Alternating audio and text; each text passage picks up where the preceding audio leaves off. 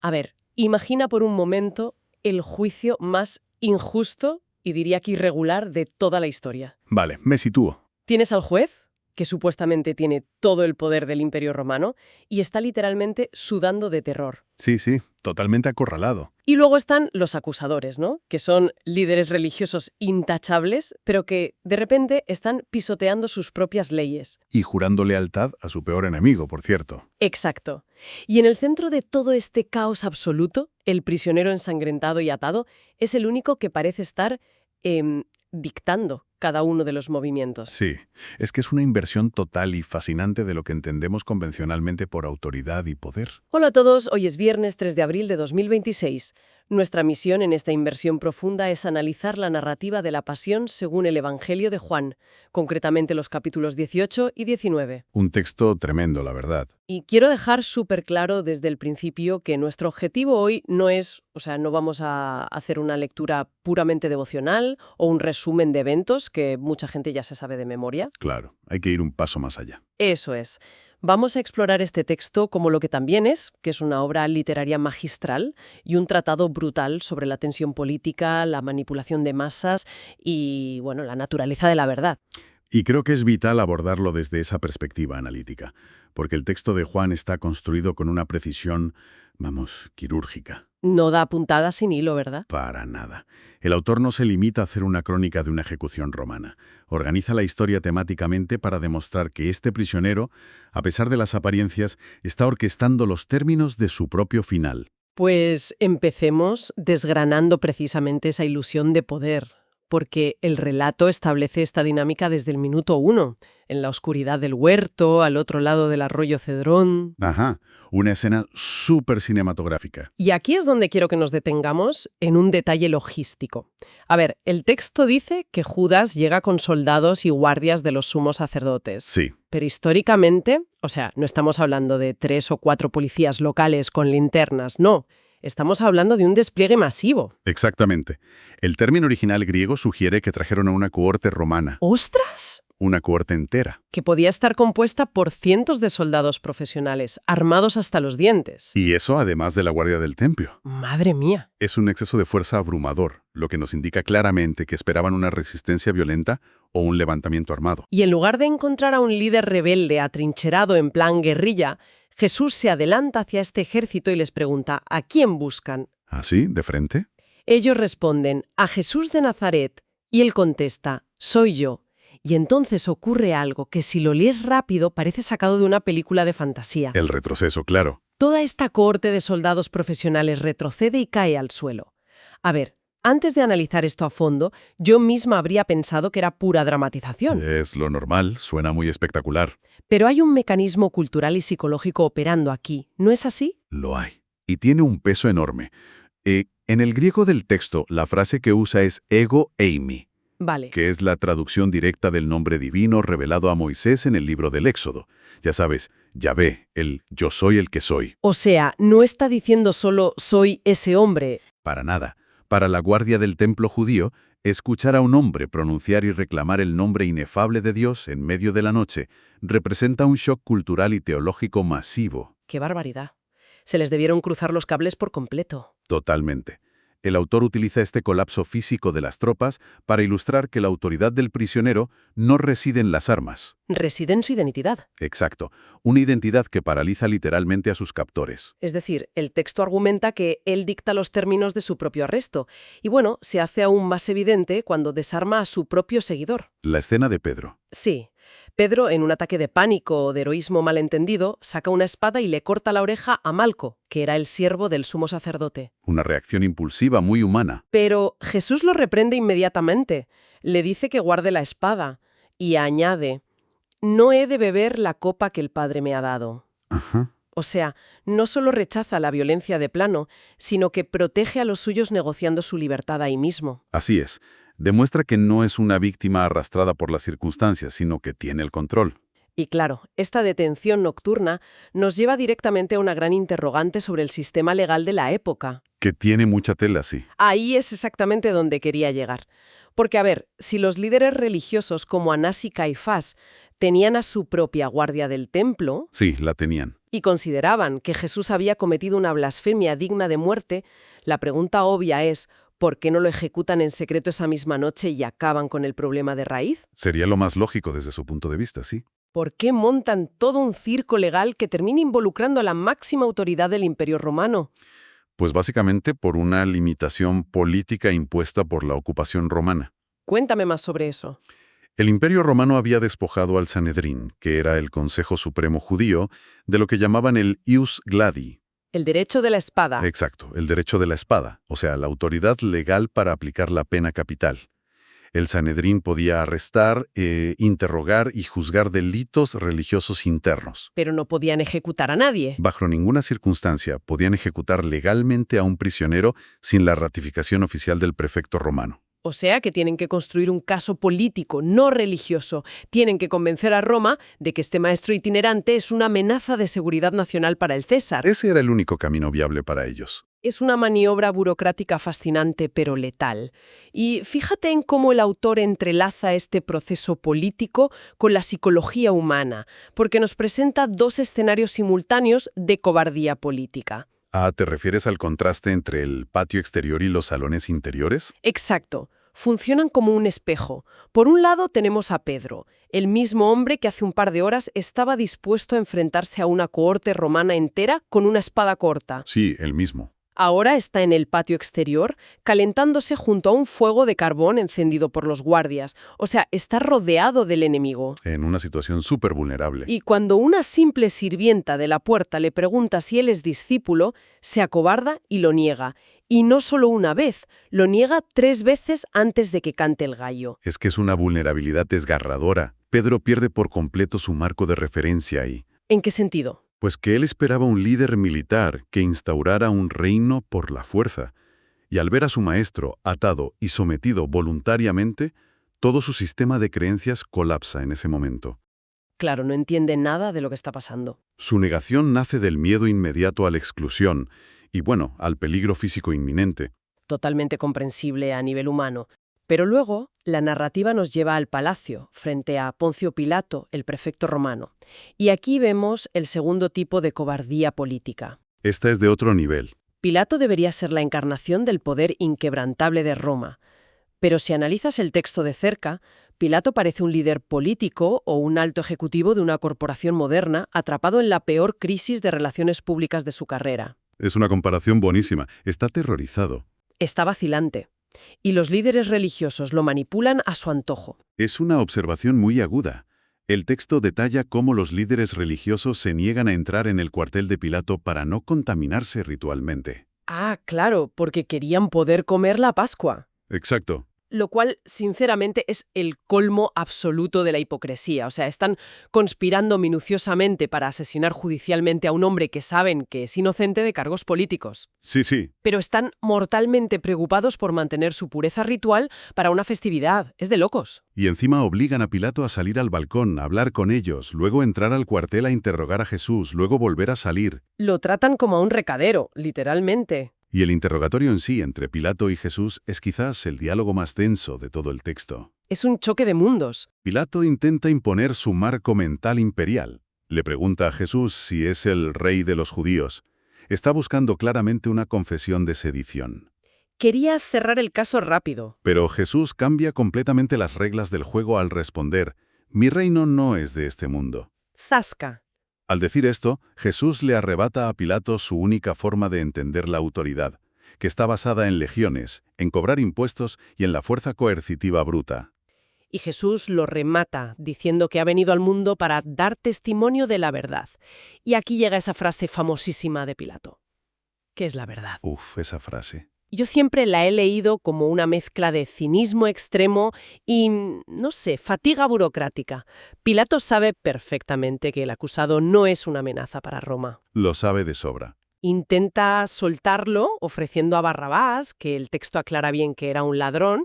Intenta azotarlo y ponerle una corona de espinas para mostrarlo sangrando, a ver si sacia a la multitud con un poco de humillación visual. Pero no funciona. No funciona en absoluto. No funciona porque los líderes religiosos conocen perfectamente la debilidad de Pilato. Pilato ya tenía un historial de tensiones graves con la población judía. Estaba en la cuerda floja política. Exacto. Y el emperador Tiberio era notoriamente paranoico, así que los acusadores lanzan la amenaza definitiva. Si sueltas a este hombre, no eres amigo del César. Esa es la frase clave de todo el juicio. Eso no es un debate teológico, eso es un chantaje político a plena luz del día. Exactamente.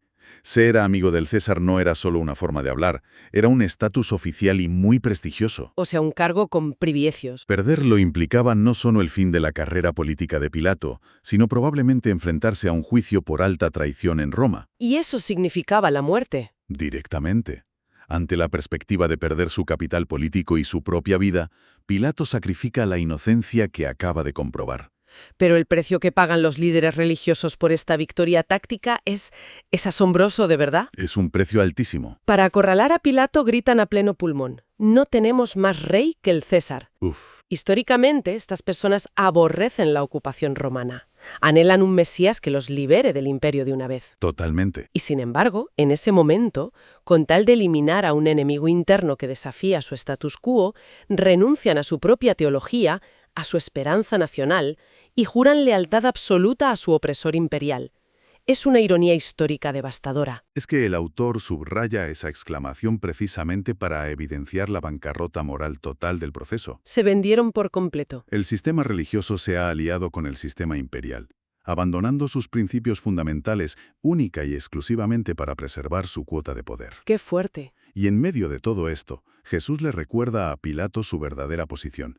No tendrías ninguna autoridad sobre mí si no se te hubiera dado de arriba. Le pone en su sitio. Le está recordando al representante del imperio más grande del mundo que su poder es temporal y que en el fondo es prestado. Impresionante. Bueno, una vez que Pilato cede ante el chantaje, el relato se traslada del Palagio al polvo del Gólgota, el lugar de la calavera. La crucifixión. Sí. Y a partir de este punto, el autor del texto hace un cambio de ritmo que siempre me ha resultado un poco desconcertante, si te soy sincera. Así, deja atrás los grandes debates filosóficos y se vuelve obsesivamente específico con detalles que, a ver, en medio de una brutal ejecución romana, parecen casi distracciones. ¿A qué detalles te refieres concretamente? Pues, por ejemplo, el texto se detiene a explicar que los soldados dividen la ropa del condenado en 4 partes. Pero al llegar a la túnica, resulta que es una prenda sin costuras, tejida de una sola pieza, de arriba a abajo. Ajá, el famoso sorteo de la túnica. Así que deciden echar suertes para no romperla.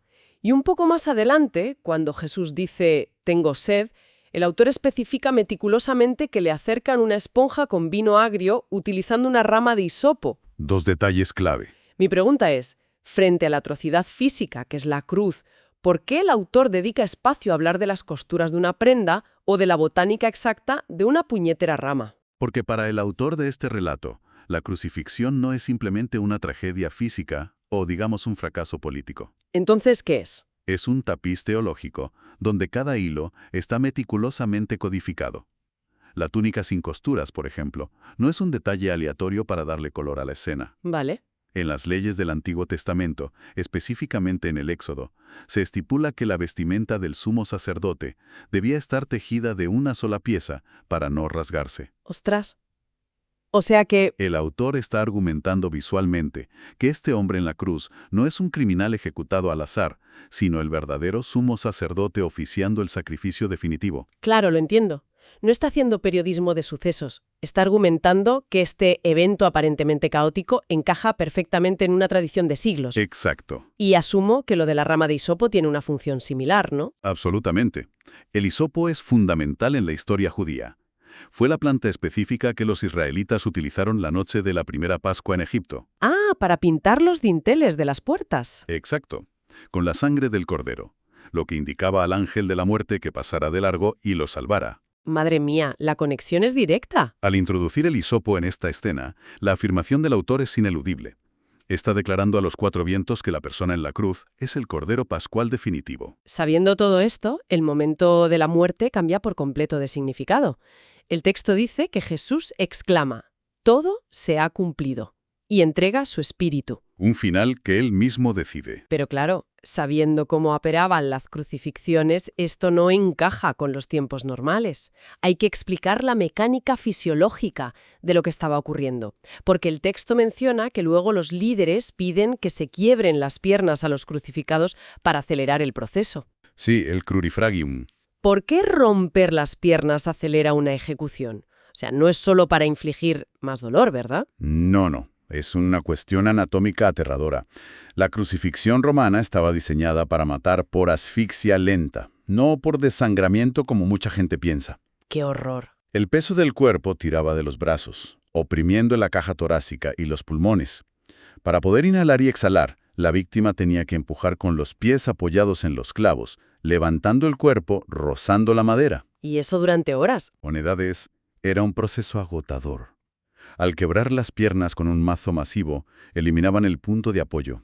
La víctima ya no podía empujar hacia arriba, y la asfixia letal ocurría en cuestión de minutos. Es una eficiencia burocrática del terror realmente espeluznante. Y lo piden por la inminencia del sábado, ¿no? Para poder limpiar la escena antes del atardecer. Sí, por las prisas rituales otra vez, rompen las piernas de los otros dos, pero cuando llegan a Jesús los soldados ven que ya ha muerto. Así que no le quiebran las piernas, y un soldado simplemente le traspasa el costado con una lanza para asegurar el fallecimiento, de donde fluye sangre y agua. Y una vez más, el autor documenta esto no solo como un parte médico, sino como la validación final de su argumento. Volvemos a las Escrituras. Cita explícitamente las Escrituras antiguas. Ni un hueso suyo será quebrado, que por cierto era otra de las estrictas reglas sobre cómo debía tratarse al Cordero de la Pascua. Todo cuadra. Toda la estructura del relato insiste en que la ejecución más humillante que el imperio podía diseñar estaba sujeta en cada uno de sus detalles a un plan soberano. Y fíjate que esa reivindicación de soberanía llega a su punto máximo justo después de la muerte, con el entierro. Un giro narrativo tremendo. De repente, la narrativa da un giro radical. Aparecen dos personajes de la alta sociedad. José de Arimatea, que había sido discípulo en secreto, por miedo a las autoridades, Sí, un hombre influyente. y Nicodemo, un líder fariseo. Se presentan ante el mismísimo Pilato para pedir el cuerpo. Pero lo que me deja atónita es el detalle logístico del embalsamamiento. Ah, las cantidades. Nicodemo trae una mezcla de mirra y áloe. Y el texto especifica la cantidad. Unos 35 kilogramos. Sí, es una barbaridad. A ver, hay que poner esto en perspectiva. Esa cantidad es absurda. Es el tipo de riqueza que usarías para enterrar a un emperador romano o a la alta realeza. Exacto. ¿Qué mensaje político estaba lanzando Nicodemo con semejante exhibición de riqueza para un prisionero de Estado ejecutado? Pues es un acto de rebeldía política y de revelación teológica de una audacia inmensa. A lo largo de todo el proceso, Pilato, los guardias y los líderes religiosos utilizaron el título de Rey de los Judíos como un sarcasmo sangriento. Para burlarse de él. Claro, la inscripción multilingüe en la cruz era una burla institucional. Pero Nicodemo y José, que antes se escondían por miedo a perder su estatus, arriesgan absolutamente todo para tratar a este cadáver literalmente como a la realeza. Qué valientes al final. Con esos 35 kilos de especias aromáticas, están validando públicamente el título que el imperio usó como insulto. Lo están coronando en su muerte. Ya ves. Y terminan sepultándolo apresuradamente en un sepulcro nuevo situado en un huerto cercano. Es una simetría narrativa impecable, ¿no crees? Totalmente. Toda esta odisea comenzó la noche anterior en la oscuridad de un huerto, cruzando el arroyo Cedrón, y termina al atardecer en otro huerto en medio de especias reales. El círculo se cierra de manera perfecta. Bueno, todo este recorrido histórico, político y textual nos deja muchísimo material para analizar. Hemos visto cómo funcionan las mecánicas del miedo institucional, cómo se manipulan las leyes y cómo el autor entreteje su teología en cada detalle físico. Ha sido un viaje intenso. Pero hay una idea que me ronda la cabeza desde que empezamos y me gustaría plantearla como una reflexión final para quien nos escucha. A ver, dime. Solemos juzgar duramente a Judas por su traición directa, o al Sanedrín por su hipocresía descarada, y con razón. Pero me atrevería a decir que el personaje más reconocible, el más dolorosamente contemporáneo de toda esta historia, es Poncio Pilato. ¿En qué sentido ves esa conexión moderna? Pues Pilato representa a la persona que sabe exactamente cuál es la verdad. O sea, el texto deja cristalinamente claro que él sabe, sin asomo de duda técnica ni legal, que el hombre que tiene delante es inocente de los cargos. No hay duda de eso en el texto. Pero cuando la multitud presiona, cuando las autoridades amenazan con reportarlo a sus superiores, cuando su propio estatus, su reputación corporativa y su comodidad personal se ven en peligro, Pilato elige silenciar la verdad. Opta por el camino fácil. Elige sacrificar la justicia para mantener el apaciguamiento político y proteger su propia carrera. Es la institucionalización absoluta de la conveniencia por encima de la ética. Vamos, la supervivencia burocrática a cualquier precio. Exactamente. Y la pregunta incómoda, el verdadero desafío de acercarse a un texto como este hoy en día, es cuestionarnos a nosotros mismos. Eso siempre duele un poco. ¿Cuántas veces en nuestra sociedad actual, en nuestros lugares de trabajo, en nuestros círculos sociales o en la arena política, operamos con la misma lógica que Pilato? Demasiadas, me temo. Frente a una injusticia evidente, ¿cuántas veces decidimos lavarnos las manos y mirar hacia otro lado simplemente porque defender la verdad nos costaría demasiado estatus o tranquilidad? Es sumamente fácil condenar a Pilato leyendo un documento de hace 2000 años. Ya, la distancia histórica ayuda. Pero su cobardía burocrática es, tal vez, el comportamiento humano que más fielmente replicamos hoy en día. Es una lectura sociológica profunda, la verdad.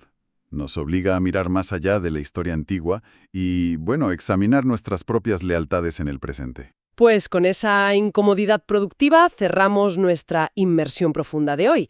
Esperamos que este análisis haya expandido la perspectiva con la que nos acercamos a estos textos fundamentales y os animamos a acompañarnos de nuevo mañana para seguir cuestionando, conectando ideas y aprendiendo juntos. Ha sido un placer, como siempre. Igualmente. Y para concluir nuestro análisis en este día en el que se recuerda el pasaje estudiado, ofrecemos esta breve oración final. Señor Jesús, que frente a la manipulación política y el miedo institucional mantuviste la paz y el control soberano de tu destino, te pedimos la valentía para no ceder ante la conveniencia de la multitud como lo hizo Pilato. Concédenos la gracia de reconocer siempre tu autoridad y verdad en nuestras vidas y ayúdanos a encontrar en tu sacrificio el verdadero significado del amor inquebrantable. Amén.